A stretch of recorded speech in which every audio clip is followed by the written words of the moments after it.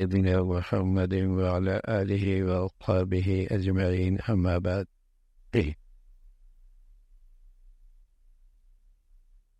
المسلم الحق کی بات چل رہی تھی. ایک سچا ایمان والا اور ایک سچا مسلمان وہ اپنی ازواجی زندگی میں اپنے نبی صلی اللہ علیہ وسلم کی ہدایات کو سامنے رکھتا ہے، اور پھر وہ اس ازواجی زندگی سے راحت، سکون اور الفت اور محبت سے لطف اندوز ہوتا ہے. ومن آیاته أن خلقكم من أنفسكم أزواجا لتسكنوا إليها وجعل بينكم مودة ورحمة. ازواجی زندگی سے ایک دوسرے کو سکون ملتا ہے اور ان میں الفت اور محبت پیدا ہو جاتی. ایک سچا مسلمان جو قدم قدم پہ اپنی نبی کی زندگی سے رہنمائی لیتا ہے اور آپ کی مبارک زندگی کو اپنے سامنے رکھتا ہے، تو وہ ازواجی رشتے کا انتخاب ہو یا ازواجی زندگی کے حقوق ہو، تو آپ علیہ الصلوۃ والسلام کی زندگی کو سامنے رکھتا ہے اور ایک کامیاب ازواجی زندگی گزارتا ہے. سب سے پہلی بات جو ایک مسلمان جس زندگی کی رفیقہ کا انتخاب کرتا ہے، تو حضور علیہ الصلوۃ والسلام کا یہ ارشاد ہے کہ آدمی عورت سے شادی کرتا ہے 4 چیزوں کی وجہ سے: مال، حسن، جمال اور دین. فاظفر بذات الدین تربت یداک. دین کو ترجیح دینا، کامیابی پاؤ. مالدار ہونا کے انکار نہیں ہے اور خوبصورتی کا بھی انکار نہیں ہے، لیکن ان چیزوں کی رعایت رکھ کے دین کو نظر انداز کر دینا، یہ خطرے کی چیز. دین کو سامنے رکھنا، اس کے اخلاقیات، اس کی سیرت، اس کی شرم و حیا، اسے سامنے رکھنا. ساتھ مال آ جائے اچھی بات ہے، خوبصورتی آ جائے اچھی بات ہے، لیکن فرمایا فاظفر بذات الدین، دین کا خیال رکھ. یہ ایک سچے مسلمان جو والد ہے اس کے لیے بھی یہ ہدایت ہے کہ اپنے بچوں کے لیے ان چیزوں کی خیال رکھے، اور ایک نوجوان کے لیے بھی ہے کہ اپنی زندگی کا سفر اور اس سفر کے لیے رفیقہ تلاش کر رہا ہے تو پھر اس کی رعایت رکھے. آپ علیہ الصلوۃ والسلام فرمایا کرتے تھے الدنیا متاع وخیر متاعها المرأة الصالحة. دنیا سے لوگ فائدہ اٹھاتے ہیں، اور اس دنیا میں بہترین چیز جو نفع والی ہے وہ ایک نیک عورت. المرأة الصالحة، نیک عورت. اس نیکی کے ساتھ، اس تقوی کے ساتھ، اس صحت مند دینی ایمانی زندگی کے ساتھ خوبصورتی ہو جائے، اچھی بات. بلکہ اللہ کے نبی صلی اللہ علیہ وسلم نے فرمایا کہ ازواجی رشتے سے پہلے دونوں ایک دوسرے کو دیکھ بھی لیں. یہ رعایت اس لیے دی کہ آدمی کی خواہش میں خوبصورتی بھی ہوتی ہے. ایک شخص نے مغیرہ ابن شعبہ نے ایک عورت کی طرف حضور علیہ الصلوۃ والسلام کے زمانے میں نکاح کا پیغام بھیجا، تو آپ علیہ الصلوۃ والسلام نے فرمایا نظرت الیہ، دیکھا بھی ہے آپ نے؟ تو کہنے لگے لا، میں تو نہیں دیکھا. فرمایا فانظر الیہ، ایک مرتبہ دیکھ لو، دیکھ لو. فإنه أجدر أن يؤدم بينكم، کہ تمہارے مستقل زندگی کی اچھی چیز ہے. تو اس کی اجازت ہے کہ ایک مرتبہ دیکھ لے. تو سیرت اچھی ہو، دین اچھا ہو، اخلاق اچھا ہو، اس کے ساتھ اگر صاحب حیثیت ہے، صاحب حسن و جمال ہے، اچھی بات، لیکن دین کسی درجے کا نہیں ہے، اور صرف یہ دیکھا جاتا ہے کہ ان کا اسٹیٹس کیا ہے، اور صرف یہ دیکھا جاتا ہے کہ پڑھی ہوئی کیا ہے، ڈگری کیا ہے. تو اسٹیٹس اور ڈگریوں سے تو گھر نہیں بنتا. 40 سال پہلے شاید اتنی تعلیم نہیں تھی، لیکن اتنی طلاقیں اور خلا بھی نہیں تھی جتنی آج طلاق اور خلا ہے. دونوں کے پاس ڈگریاں ہیں، گھر نہیں بنتا. دونوں کا اسٹیٹس اچھا ہے، ازواجی زندگی کا سکون نہیں ہے. وہ تو اخلاق سے ہوتا ہے، وہ تو دین سے ہوتا ہے. وہ تو سچے نبی نے صدیوں سال پہلے یہ بات بتا دی ہے کہ ایک بیٹی کا اپنی اماں کے گھر سے آنے کا بہترین جہیز اس کے دین اور اس کے اخلاقیات ہے.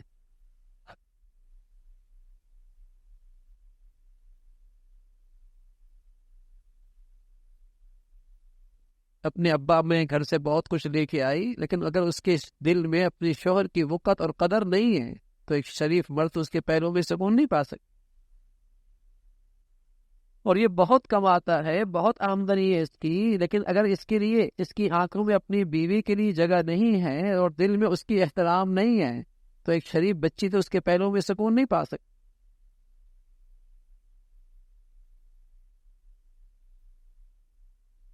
تو ازواجی زندگی میں ایک سچا مسلمان اپنے نبی صلی اللہ علیہ وسلم کی ہدایات کا خیال رکھ کے اپنی ازواجی زندگی کو کامیاب کرتا ہے، خوشگوار بناتا ہے،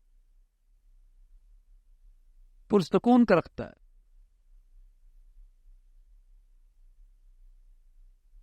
خاص طور پہ حضور علیہ الصلوۃ والسلام نے فرمایا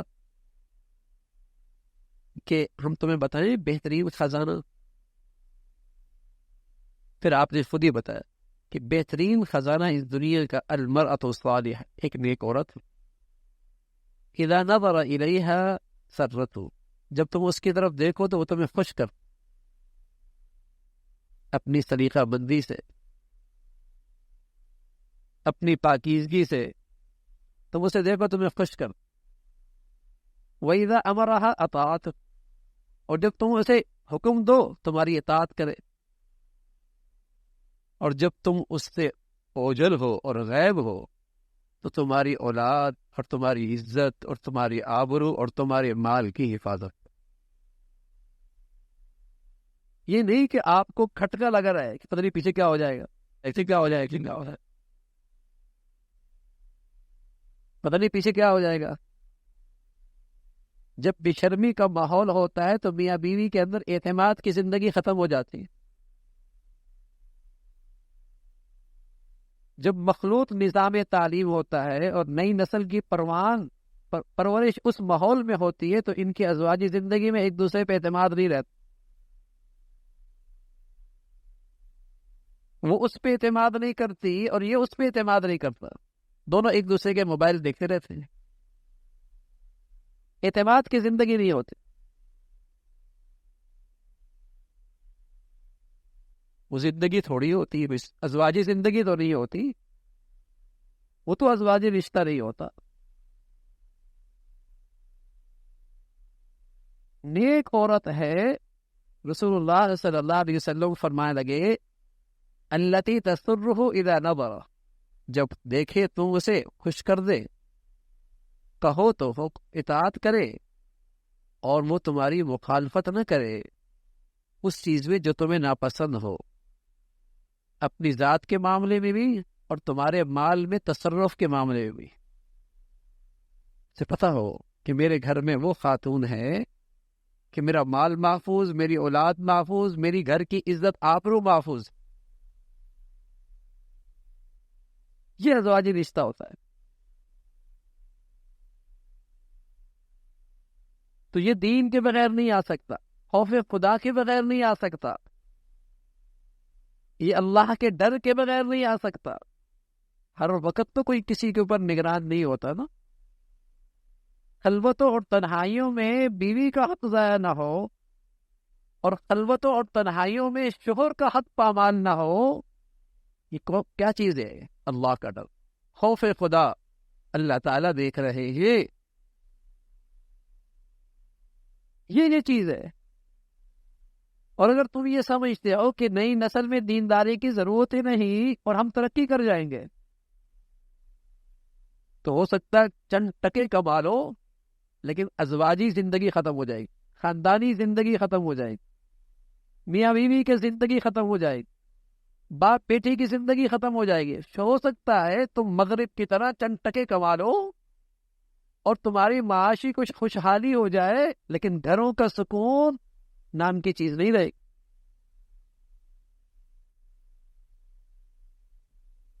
اگر دین کے بغیر تم چاہتے ہو ازواجی زندگیاں کامیاب ہوں تو اس دنیا میں یہ نہیں ہو سکتا۔ گورباچوف روس کا صدر گزرا ہے، کبھی کبھی بسا اوقات غیر مسلم کے زبان سے بھی اچھی اچھی باتیں نکل آتی۔ کہنے لگا ہم نے عورت کو گھر سے باہر نکالا تو ترقی تو خاک کی، گھر کا سسٹم ہی خراب کر دی، نہ باہر کے رہے نہ گھر کے رہے۔ ارے تم پہلے مردوں کا روزگار تو پورا کر دو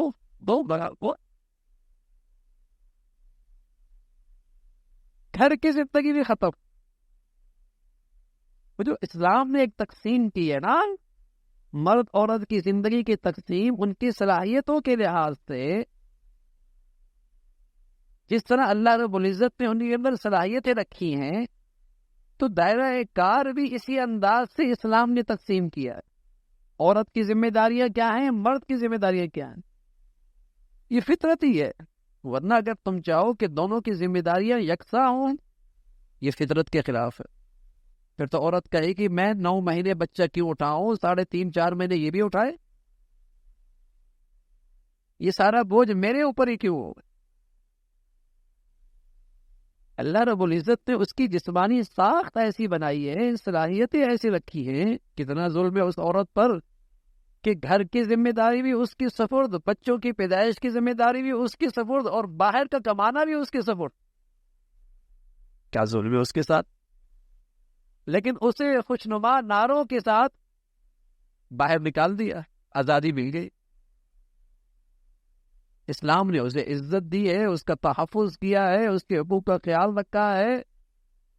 حضور علیہ الصلوۃ والسلام سے پوچھا کہ مرد کبھی عورت پہ حق ہے اور عورت کبھی مرد پہ حق، اور یہ بات حجۃ الوداع کے موقع پہ فرمائی۔ پوچھا کہ یا رسول اللہ، مرد کا عورت پہ کیا حق ہے؟ فرمایا اس کی جان مال عزت آبرو کی حفاظت کرے عورت اس کی عدم موجودگی میں۔ فرمایا عورت کا کیا حق ہے مرد پہ؟ فرمایا جو خود کھائے وہ اپنی بیوی کو کھلائے، جو خود پہنے وہ اپنی بیوی کو پہنائے، اس کا نان نفقہ اس عورت کا مرد کے ذمے ہیں۔ اگر شوہر نہیں ہے تو کسی کی بیٹی ہے تو باپ کے ذمے ہے، کسی کی بہن ہے تو بھائی کے ذمے ہے، شوہر آ گیا تو شوہر کے ذمے ہے۔ اس صنف نازک پہ اتنا ظلم، اتنی زیادتی